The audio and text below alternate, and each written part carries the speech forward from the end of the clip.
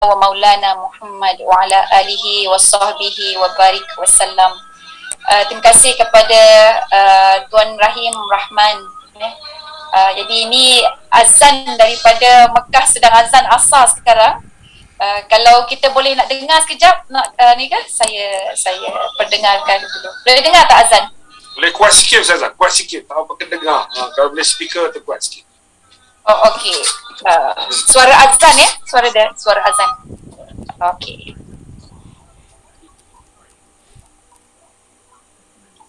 Hayya 'alal falah.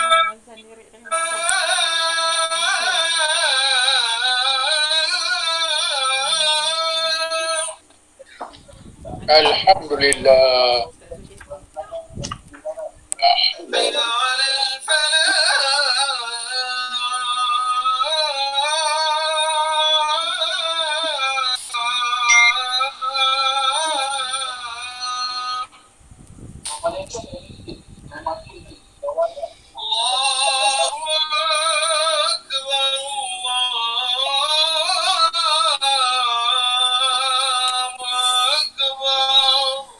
Allahu Akbar, Allahu Akbar.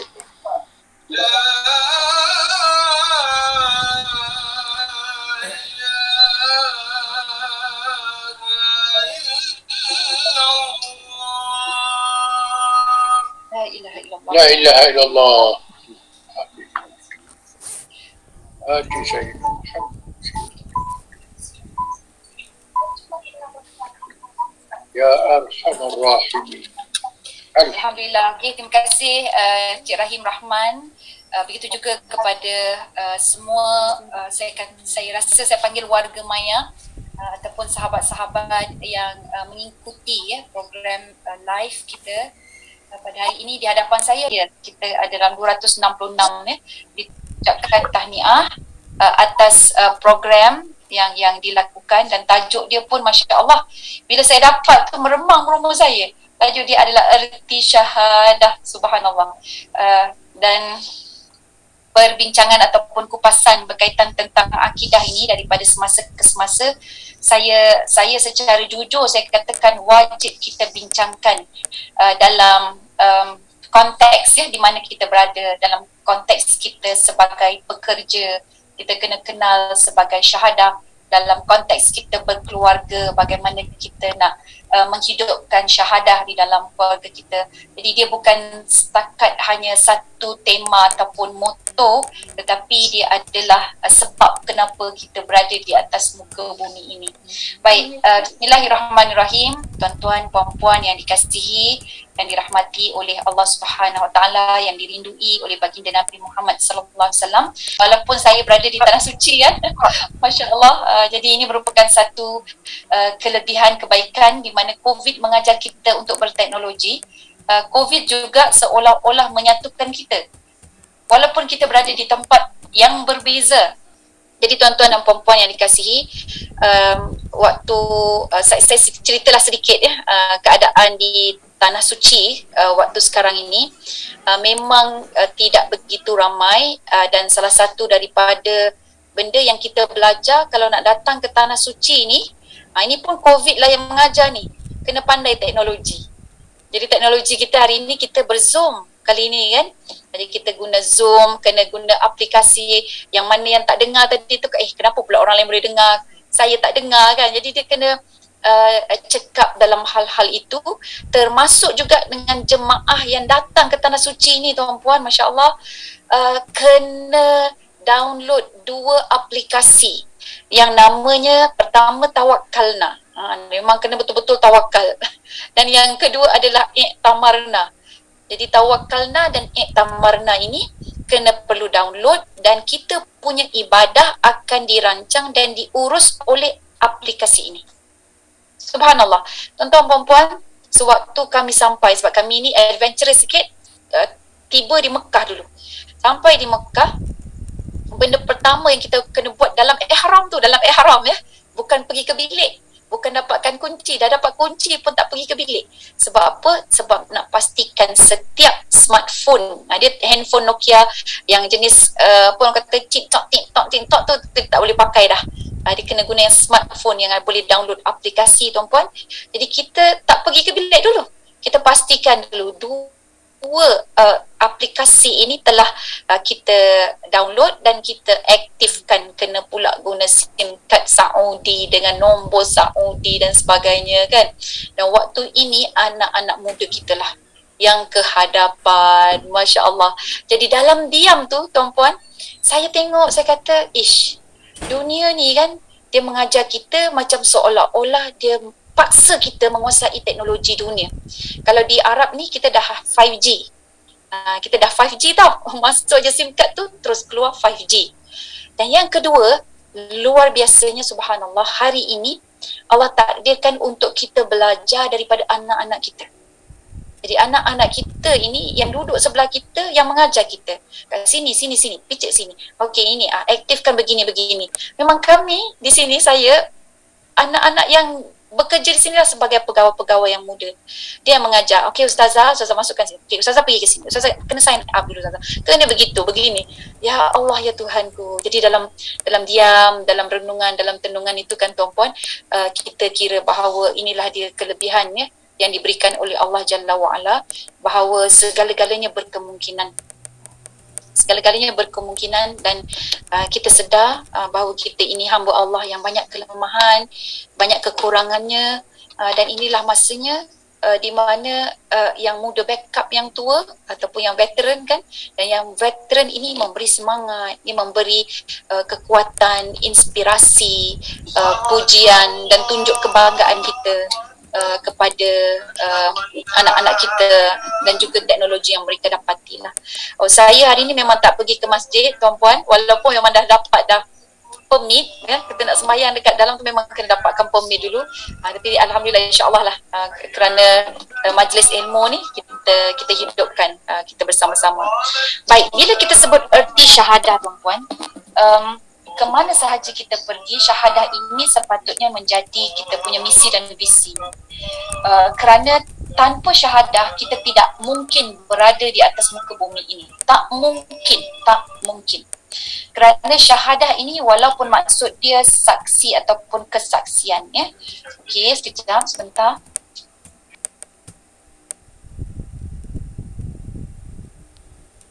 Baik, walaupun syahadah itu bermaksud kesaksian ya, apa yang kita vow ataupun perjanjian kita, dan itulah sebenarnya hakikat kenapa kita berada di sini. Dan syahadah ini sangat-sangat jelas pada konteks kita panggil kalimah tauhid. Dia di situ dia ada isbat dan di situ ada juga nafi. Jadi kalau kita belajar betul-betul tentang akidah ni, setiap kalimah itu ada tuntutan, ada peranan dia. Tapi saya secara mudah kata, mari kita imbas kembalilah pada kehidupan kita di atas muka bumi ini, di mana Allah tidak akan kirim kita atas dunia kalau tidak ada syahadah. Maka jadilah syahadah itu sebagai saksi pada setiap perbuatan kita, pada setiap niat kita, pada setiap perkataan kita. Jadi itu yang akan dicatat tu oleh malaikat ya, Raqib dan juga Atid ya, dia mencatat adakah perbuatan kita ini betul-betul ikut syahadah. Okey, adakah perkataan kita juga ikut syahadah, adakah niat kita itu ikut syahadah. Jadi tuan-tuan puan-puan, bila sebut syahadah, dia akan berkait rapat dengan dua kalimah. Pertama, kalimah asyhadu an la ilaha illallah, maksudnya la ilaha illallah itu sendiri. Kemudian kalimah yang berikutnya adalah Muhammadur Rasulullah. Jadi kita la ilaha illallah, tiada Tuhan melainkan Allah, itu konteks yang pertama. Manakala konteks yang kedua itu adalah kita percaya bahawa Nabi Muhammad itu semata-mata pesuruh Allah. Jadi dua inilah yang perlu ada dalam hati kita. Maka kalau kita sebut la ilaha illallah, dia punya reference solidly Al-Quran. Ya. Bila kita sebut Muhammadur Rasulullah, kita juga beramal dengan Al-Quran, tapi reference dia lebih kepada hadis dan sunnah Nabi. Jadi kita nampak apa yang Nabi lakukan ya, sebagai Rasul, bagaimana Nabi Muhammad SAW mengaplikasikan wahyu Allah, iaitulah Al-Quran dalam kehidupan seharian.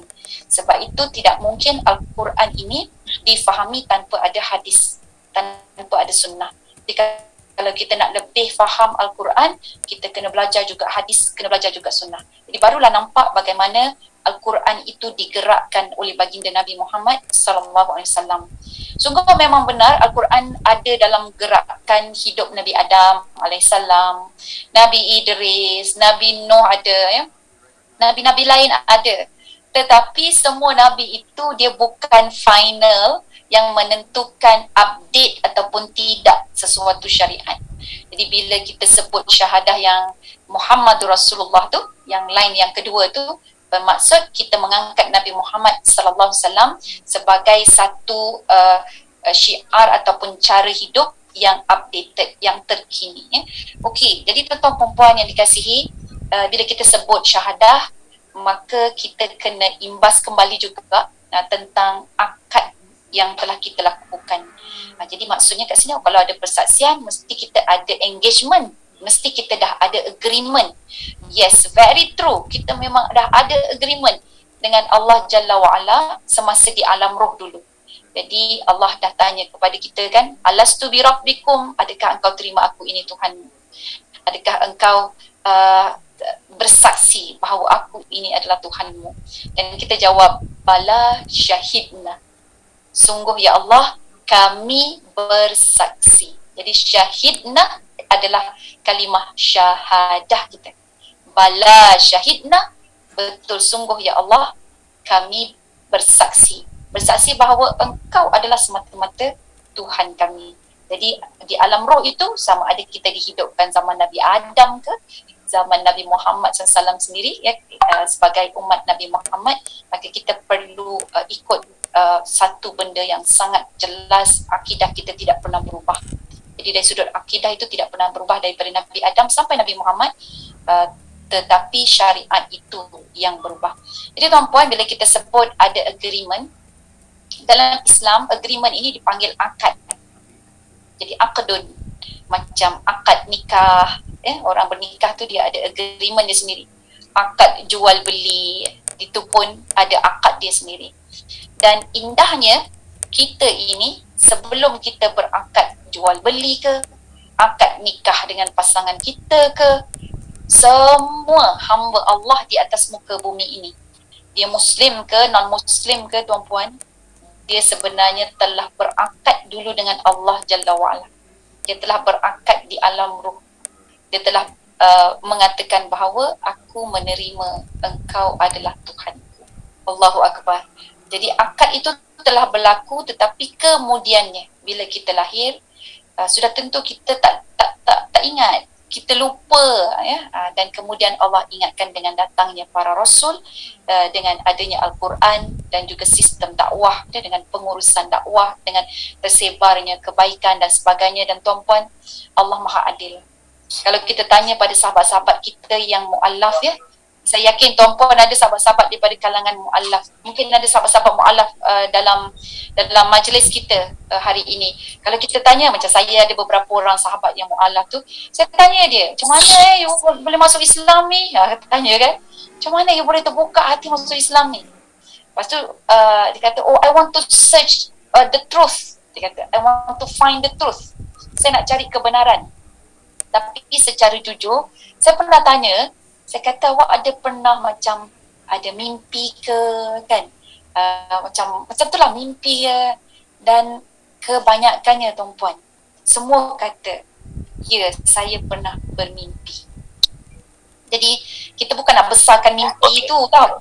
Jadi ada yang dia mimpi berjumpa dengan seorang lelaki. Contoh-contoh lah, okey, bermimpi berjumpa dengan seorang lelaki yang berpakaian putih, berpakaian putih, cantik, dan dia sebut syahadah dekat dalam mimpi dia tu.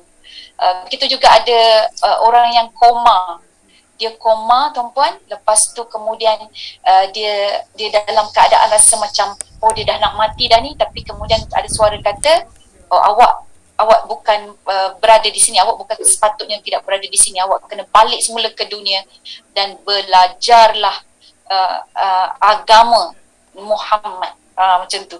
Dia ada pelbagai pun kata tu mimpi-mimpi yang bila kita tanya dengan sahabat mu'alaf ni, sebahagian dia nak share, ada sebahagian dia macam tak nak share sangat sebab nanti dia kata, oh kau ni percaya pada mimpi Tapi itulah hakikat di mana Allah sedang mengetuk pintu hidayah pada mereka, tuan-puan. Dan akhirnya mereka mencari kebenaran dan mereka belajar. Dan bila mereka belajar tu yang kita tengok mu'alaf ni kadang-kadang lebih dahsyat dia punya akidah dia itu berbanding kita. Sebab apa? Sebab dia search for the truth dan dia ada satu tarikan ni, ada satu jentikan dalam hati dia untuk belajar tentang hidayah. Dan tuan-puan yang dikasihi, dia berbeza dengan kita lah. Sebab kita ni macam Islam by chance tapi sahabat-sahabat mu'alaf kita tu Islam by choice. Jadi by chance dengan by choice ini, dia walaupun bunyi macam lebih kurang sama, start CH juga, satu chance, satu lagi CH choice okey, dia lebih kurang CH ni, tetapi impak dan kesan dia sangat berbeza kerana orang-orang yang by choice dia memang mesti bina daya tahan diri sebab orang yang dia nak hadapi adalah kaum keluarga dia yang akan menentang dia. Bila dia nak masuk Islam, nanti keluarga dia tanya, tak semua orang yang boleh terima, tuan-puan. Kebanyakannya, majoriti akan tolak lah. Kenapa engkau nak masuk Islam? Namanya banyak agama ni, Islam tu begitu, Islam begini kan. Itu yang kalau kita dengar cerita Datuk Farid Ravi dia pun kena tumbuk sampai berdarah kan. Jadi dibuang, dihalau oleh keluarga dan sebagainya. So jadilah mereka ini jiwa-jiwa yang kuat dan kukuh. Tak kurang juga mereka yang masuk Islam hanya kerana ikut trend tak kurang juga. Tapi kita lah ni sebagai orang kata macam seolah-olah orang-orang Ansar yang membantu kena ajak pimpin orang-orang yang muhajirin yang baru berhijrah agama mereka. Jadi bila saya katakan ini, kisah cerita ini sebenarnya saya nak angkat betapa bezanya sifat sikap Muslim by chance dengan Muslim by choice.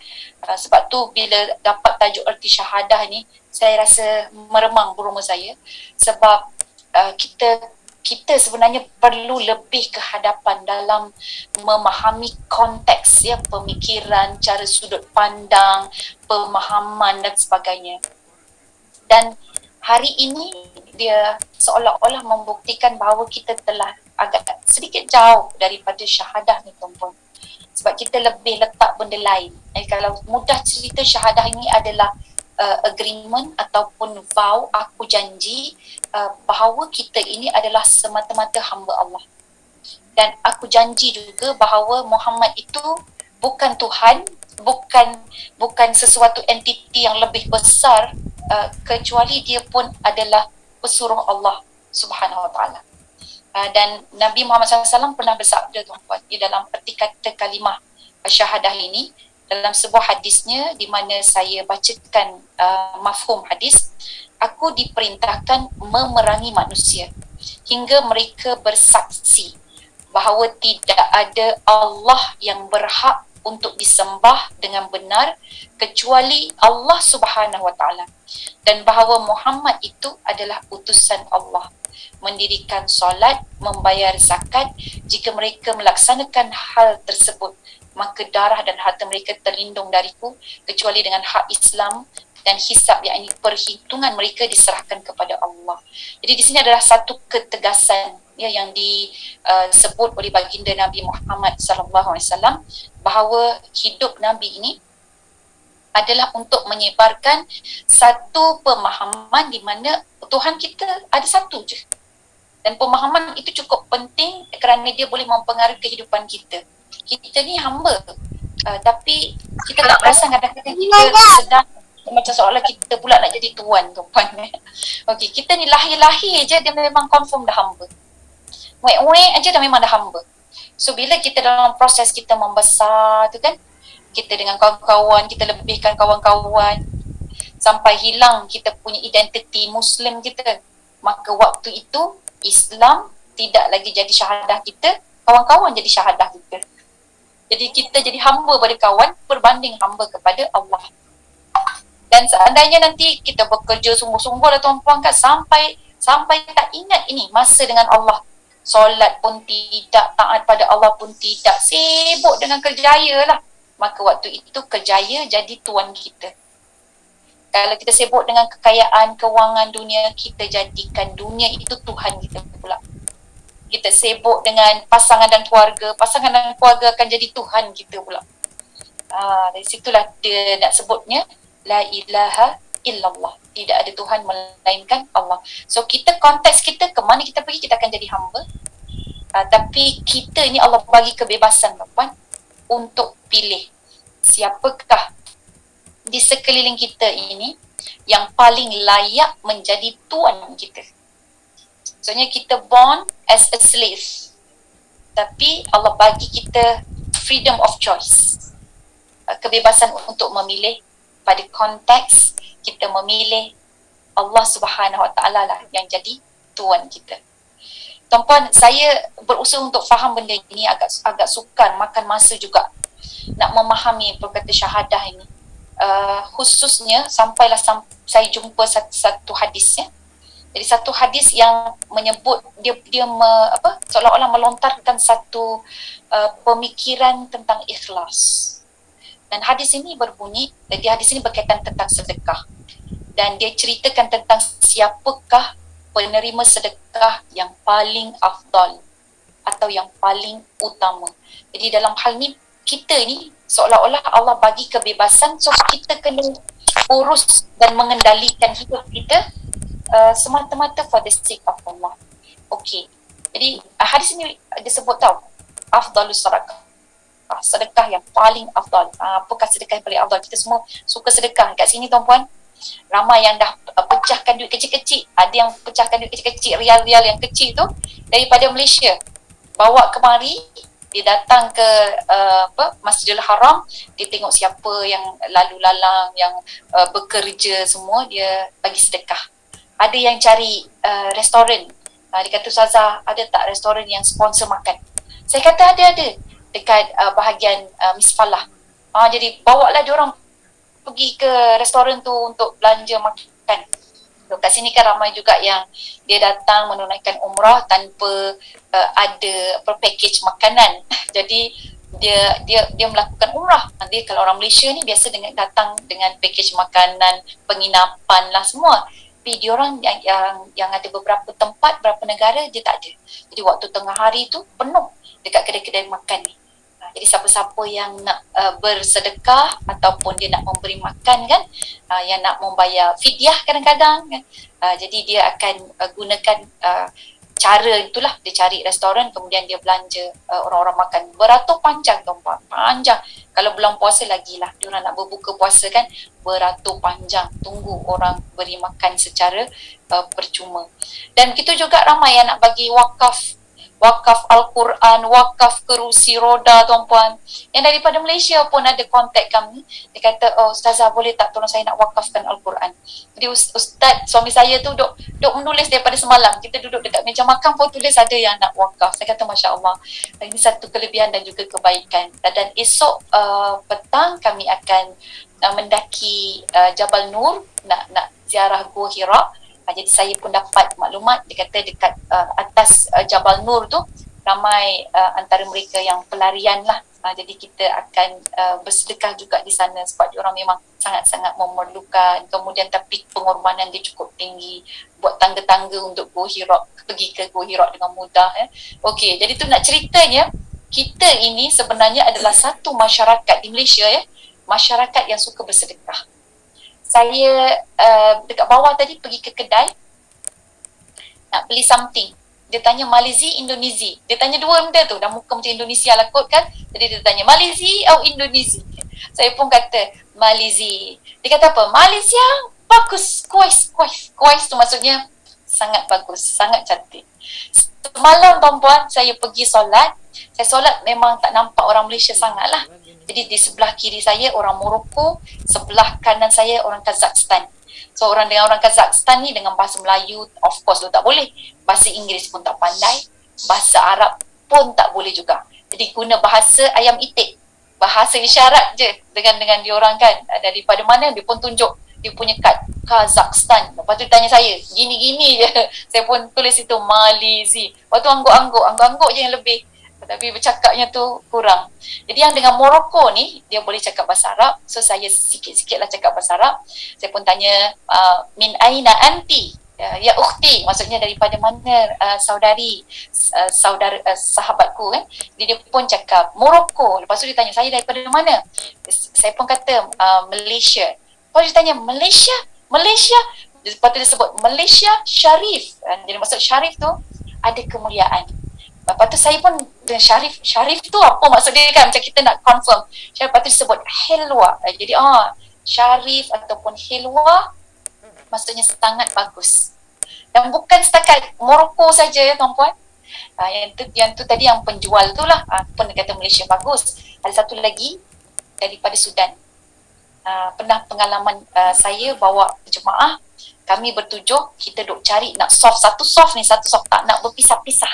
Jadi dapat satu soft ni, tengok ada seorang saja orang daripada Sudan, dia duduk tengah-tengah. Kemudian kita orang pun duduk sama. Bila dah duduk sama tu, baru saya perasan, takkan dia datang seorang. Lepas tu tanya dia datang daripada mana. Dia pun sebutlah dia datang dari Sudan. Dan kemudian saya kata, awak seorang ke? Tak ada. Dia kata dia ada 6 orang lagi kawan dia pergi toilet. So sekarang kejap lagi dia nak duduk kat sini. Saya pun terkejut lah sebab kita dah ambil tempat dia. Saya kata saya minta maaf. Saya kata saya ada bawa kawan 7 orang, nanti tak cukup pula, saya rasa saya kena pindah lah, saya kata gitu kan. Lepas tu dia kata apa tuan-puan, dia kata jangan pindah. Dia kata tempat ini adalah untuk kita bersama, Allah yang akan mencukupkan. Wow, waktu itu saya rasa subhanallah memang kena orang kata kena tazkirah jugalah dengan orang Sudan ni. Kita duk cari tempat kita yang kepung-kepung ni kan, tak nak campur dengan orang lain. Masya Allah. Tapi Allah ajar daripada lisan sahabat kita di Sudan tu, dia nak tunjuk kita jangan orang kata tamak tempat lah kan. Dia kata tak apa, dia kata kita lengkapkan mana yang ada. Dia kata tak apa, kawan saya memang orang Sudan, kita punya size saya ni double dia double, baru maksudnya dia satu, kita double. Jadi dia size dia besar, memang tak cukup. Tapi Masya Allah, pemahaman dia, konteks dan juga sudut pandang dia itu berbeza. Okey, so saya nak cerita pasal sedekah. Hadis Nabi sebut afdalus sadaqah as-sadaqatu ala dirrahmil kashi. Okey, sedekah yang paling afdal adalah sedekah kepada kaum keluarga. Tapi tak habis lagi tu. Tapi kaum keluarga yang mana? Zirrahmil kashi.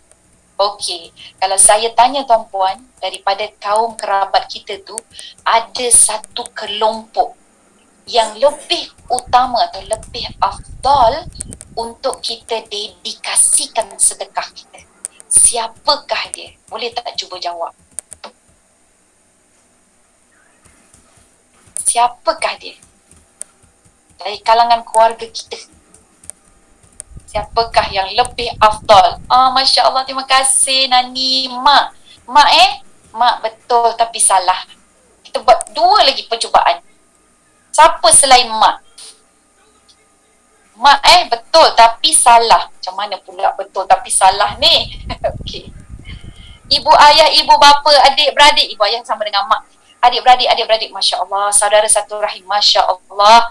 Bagus. Adik beradik betul tapi salah. Sekali lagi.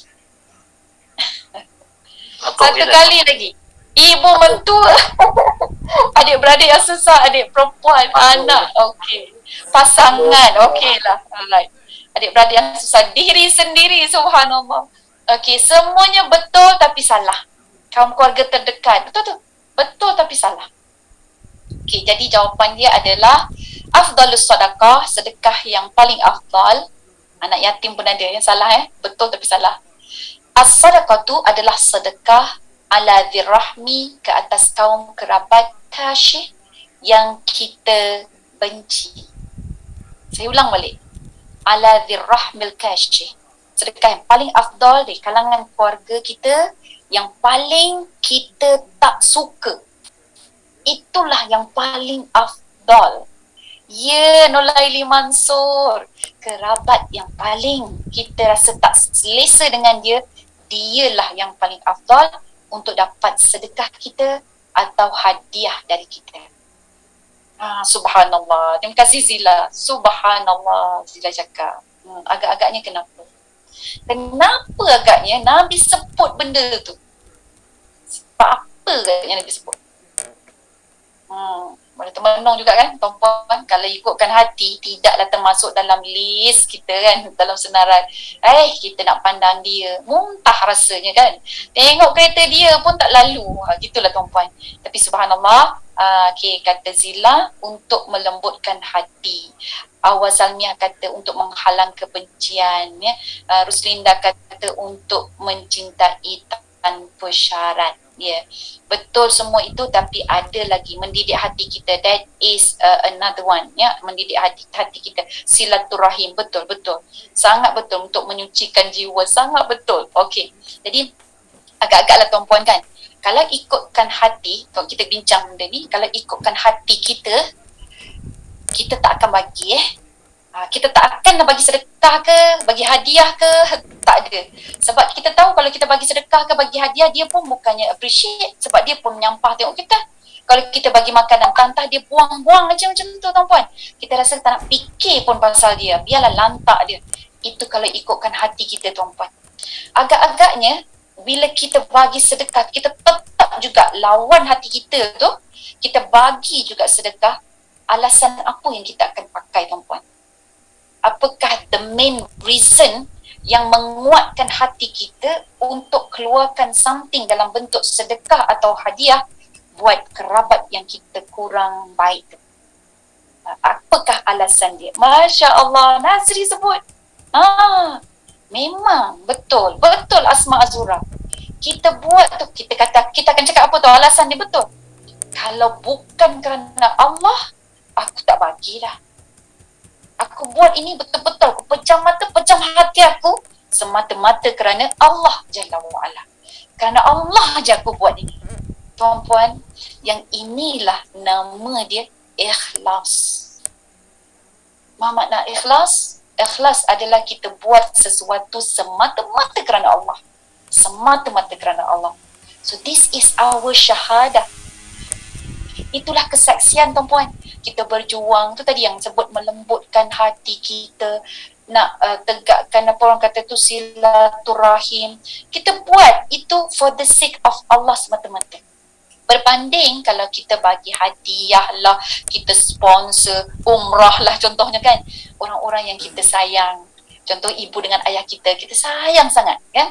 Jadi kita buat because dia lahirkan kita lah, dia membesarkan kita kan. Jadi kita takut dalam keadaan sipi-sipi kita sponsor ibu dan ayah, kita gembirakan ibu dan ayah itu sebab kita ingat, itu kelebihan saya nanti mak dengan ayah pun harta pusaka kembali pada saya. Kita akan fikir-fikir macam tu tuan-puan kan.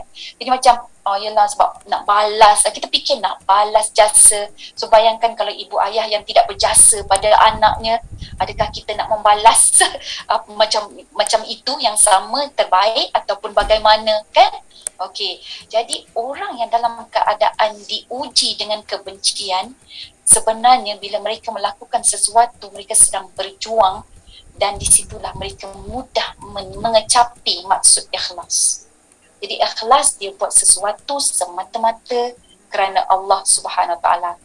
Betul, mujahadah hati kita kata Syamuna. Kemudian ada siapa, Nur Razah kata pujuk hati, bantu yang dibenci kerana Allah Subhanahu Wa Taala. Dan sebenarnya bila kita benci, kita tak suka, kita berpisah kan, macam suami isteri yang bercerai mereka berpisah. Kalau mereka berpisah betul-betul kerana Allah, bukan kerana benci, mereka berpisah semata-mata kerana Allah. Saya tak boleh lagi taat pada suami saya. Dan mungkin suami kata saya tak boleh lagi pegang isteri saya. Saya tak mampu untuk didik isteri saya. Saya mungkin tak baik untuk pasangan saya. Dan dia berpisah kerana takutkan Allah. Dalam masa yang sama dia tidak bermusuh. Tuan-puan, mereka sangat dekat dengan naungan arash. Dalam hadis ada 7 golongan kan yang mendapat naungan arash. Sebahagiannya adalah mereka yang mengasihi dan juga mereka berpisah kerana Allah semata-mata. Jadi yang tu tadi tu buat kerana Allah semata-mata. Berbandinglah, saya bagi konteks yang lain. Kita sedekah, kita bagi pada siapa, anak saudara kita. Ya Allah, aku suka sangat anak saudara aku tu. Kenapa suka? Dia tu belajar tahfiz. Balik, Masya Allah, sangat hormatnya. Dengan kita jalan tunduk. Lepas tu bila cakap tu, dia jaga suara. Boleh-boleh pula dia jaga dengan nenek atuk dia. Saya suka sungguh ni anak saudara saya ni. Lepas tu kita pun banyak sponsor dia, bagi hadiah lah, itulah, inilah tuan-tuan. Dan akhirnya nanti kita takut, kita khawatir bila kita bawa juga Allah, kita kata, ya Allah, aku ni sayang sangat dengan anak saudaraku, dia sangat bijak, dia pun belajar agama, jadi aku sponsor dia, ya Allah, itulah amalanku. Dan kemudian kita takut, kita khawatir, Allah akan jawab macam ini, kata, itu amalan engkau yang engkau lakukan untuk dirimu, bukan untuk diriku.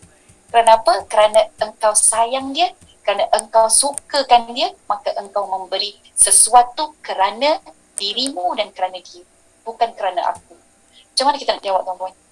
Allahu Akbar, kan? Jadi di sinilah yang kita kena betul-betul luruskan niat kita. Sebab bila kita sebut syahadah, dia mesti ada 3 benda ni. Niat, lepas tu percakapan dan perbuatan.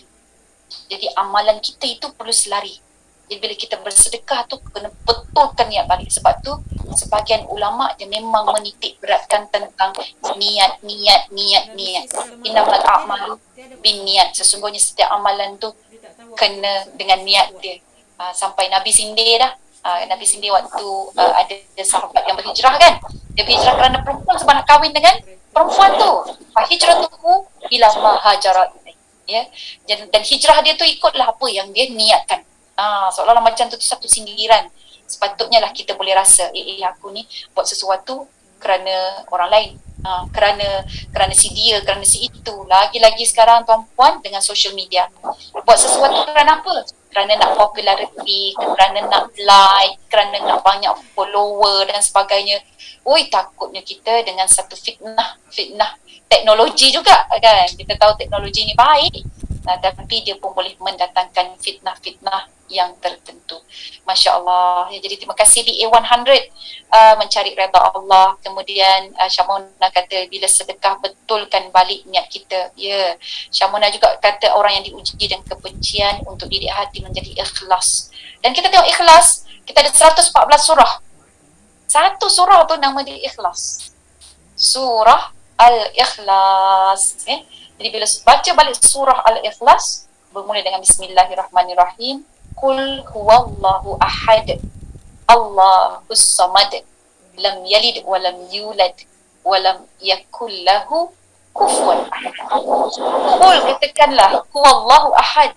Dialah Allah yang satu. Allahus samad. Dia adalah tempat rujukan kita, tempat kebergantungan kita. Lam yalid walam yulad, dia tidak beranak, dia juga tidak diperanakkan. Walam yakul lahu kufuwan ahad, tidak ada satu pun dalam dunia ini yang sama dengannya, dengan Allah. Surah tu nama Ikhlas, tapi dalam tu yang dia cerita pasal apa? Allah yang satu. Dia kembali balik rupanya kepada syahadah kita. Jadi erti syahadah, mudah cerita, kita buat sesuatu setiap amalan kita, daripada buka mata sampai tidur balik, semuanya kerana Allah Subhanahu Wa Taala. Semua kerana Allah. Tak boleh kerana orang lain, tak boleh kerana nak dapatkan itu, nak dapatkan ini, tuan-puan. Jadi macam, yelah, kita pun kata Ustazah, kalau kita kata, kalau contohlah, saya ni belajar ni kerana Allah, dia macam tak boleh nak masuk dalam hati, tak boleh nak meresap lah, tak boleh nak menghayati. Macam mana belajar kerana Allah, kahwin kerana Allah. Dia gelak tu pun, kenapa nak kahwin dengan dia kerana Allah? Dia kata mana dia nak jumpa pasangan sekarang macam ni, itu semua dalam khayalan. Tak boleh tuan-puan, dalam khayalan macam mana dengan syahadah kita? Tak betul tau nanti syahadah kita. Jadi nak tak nak, kita kena sync ataupun linkkan dengan Allah. Walaupun terpaksa melalui beberapa lapisan atau beberapa tingkat. Contoh, anak kita, cuba kita tanya. Anak belajar ni sampai ke universiti, kenapa? Kan? Kalau dia jawab, mestilah abah kita nak belajar sampai ke universiti, nak menaikkan taraf keluarga kita. Bagus dah tu kan. Tapi jangan berhenti kat situ tuan-puan. Tanya dia lagi. Kenapa nak naikkan taraf keluarga kita? Dia pun kata, tak naklah dipandang hina. Okey. Jangan berhenti, teruskan lagi. Kenapa untuk tidak dipandang hina?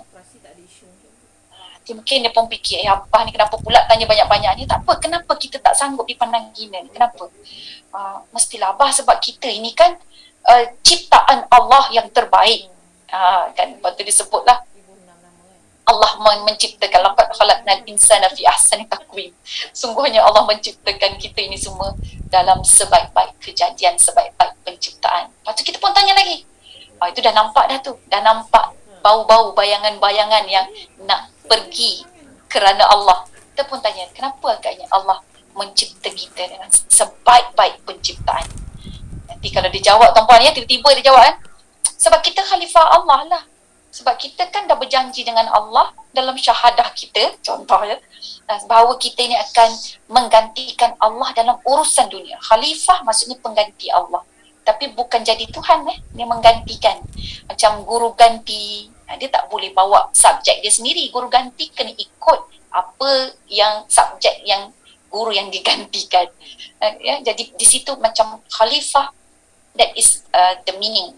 Jadi maksudnya kita tak boleh gunakan kuasa kita sendiri, melainkan dengan siapa yang kita gantikan. Jadi kalau anak kita boleh jawab macam tu tuan-puan sudah berjaya jauh. Jadi generasi kita insya-Allah generasi yang selamat. Tapi kalau dia sebut je tadi kenapa belajar, dah kita mestilah nak lebih bagus daripada semalam kan. Contoh lebih bagus daripada semalam tu dah bagus dah, cantik lah. Tapi kita berhenti sakat tu aja, dia tak bermakna. Sebab syahadah ini dia mesti sampai dia bertemu dengan Tuhannya. Sampai bertemu dengan Tuhan, meaning to say niatnya itu dia kembali balik, yalah betul aku lakukan ini kerana Allah. Barulah tuan-puan dia akan memenuhi maksud kita punya, sekali lagi orang kata tu ikrar kita dalam solat kita, inna salati wa nusuki wa mahyaya wa mamati lillahi rabbil alamin.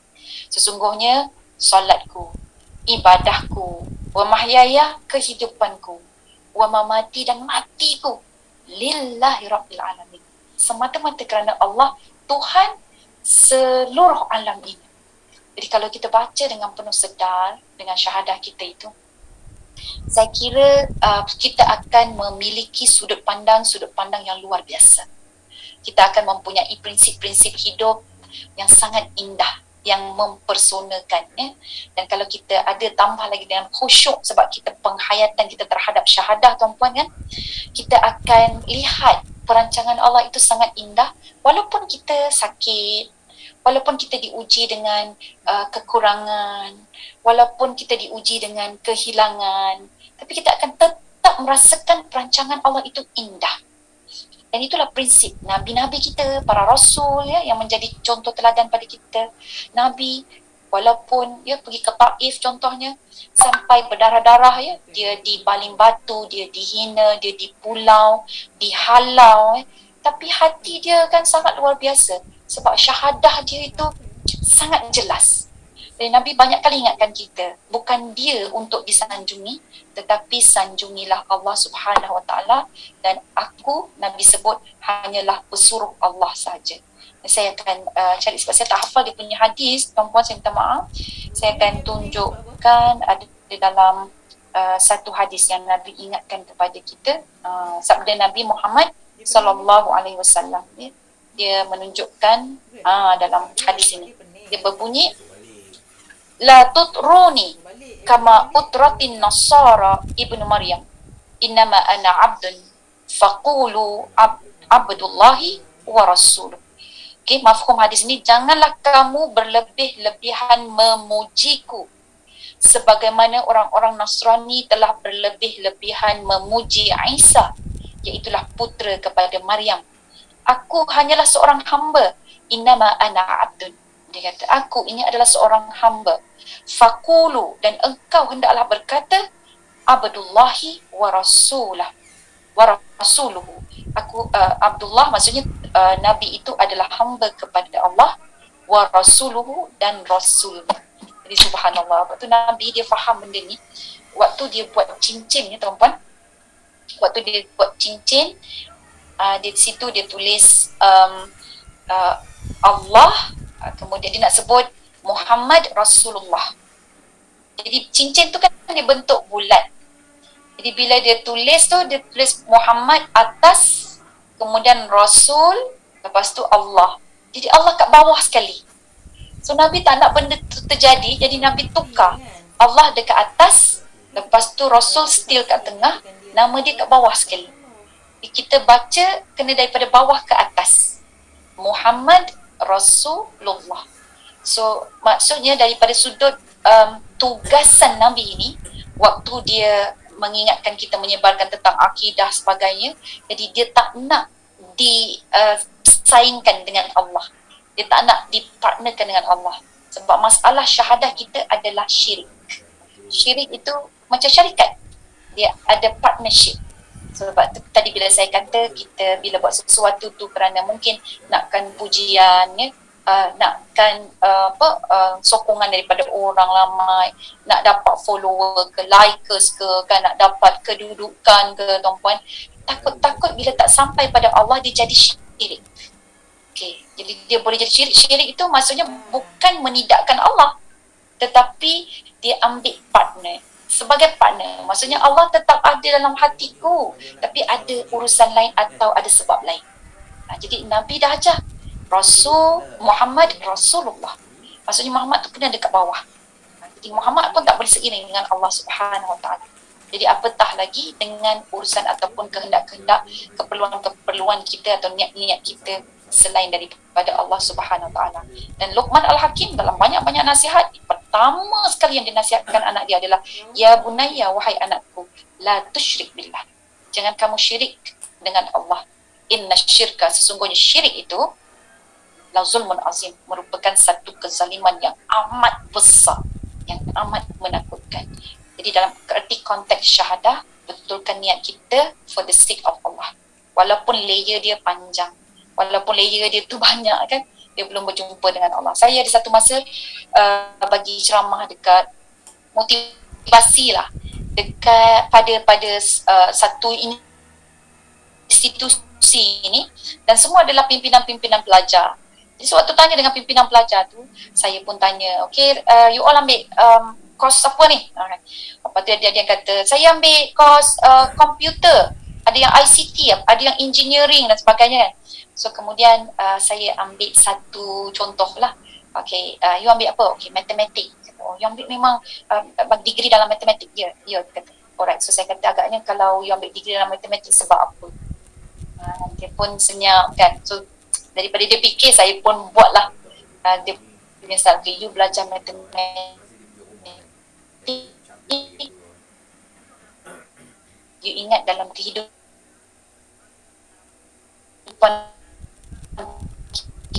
kita, seluruh dunia itu, dan matematik ini sangat penting untuk pengurusan, ada portion. Malam dan siang pun ada pengurusan, ada portion.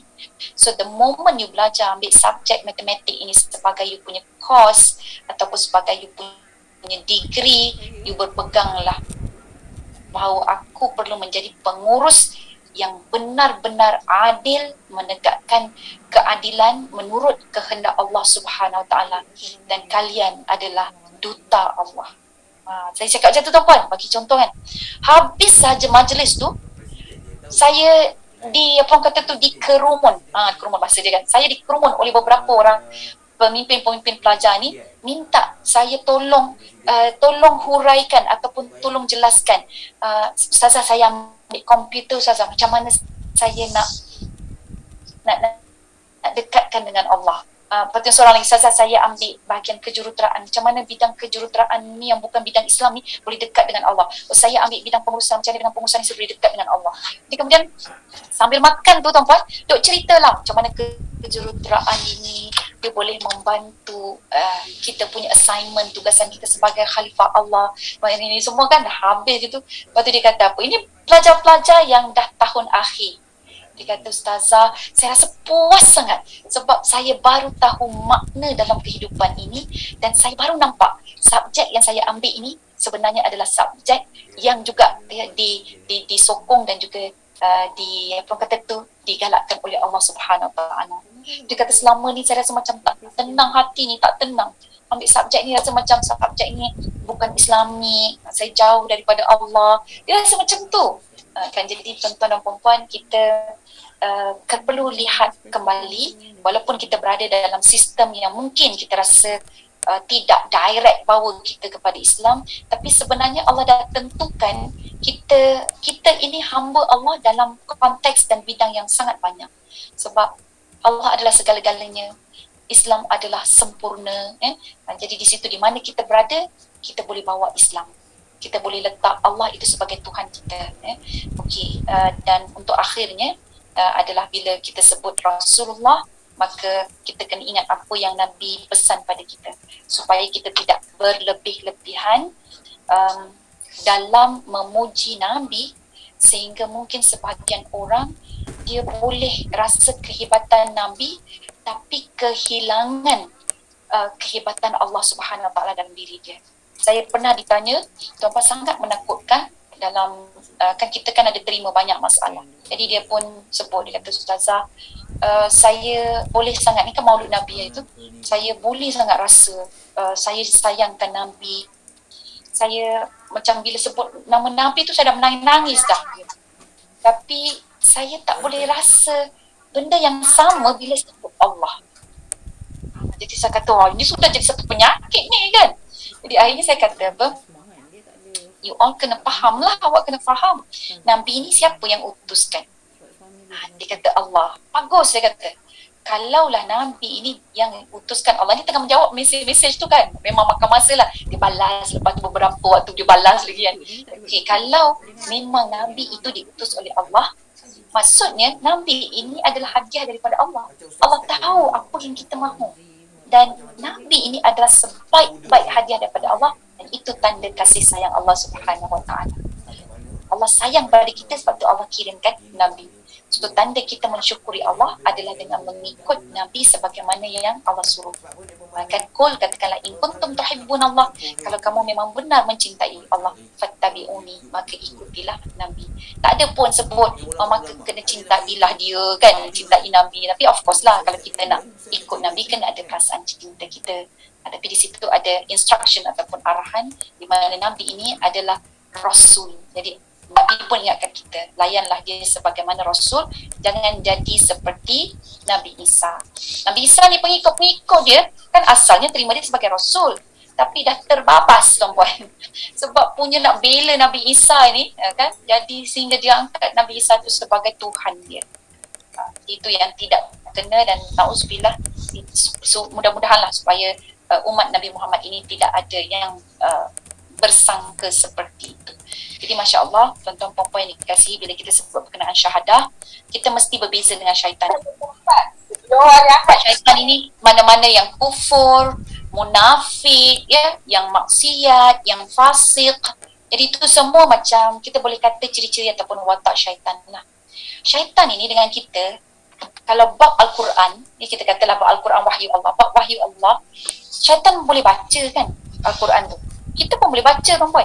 Kita boleh baca Al-Quran. Syaitan pun boleh baca Al-Quran.